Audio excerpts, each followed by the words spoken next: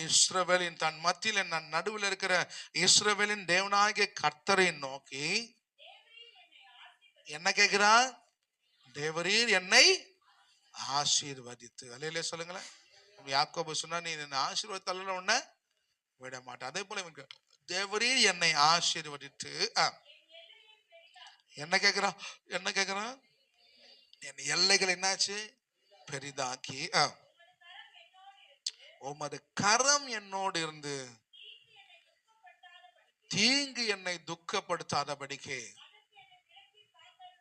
அதற்கு என்னை விலக்கி காத்தொள்ளும் என்று வேண்டிக் கொண்டான். அவன் சொன்னா, என்னை ஆசீர்வதிங்க, என் எல்லைகளை பெரிதாக்குங்க.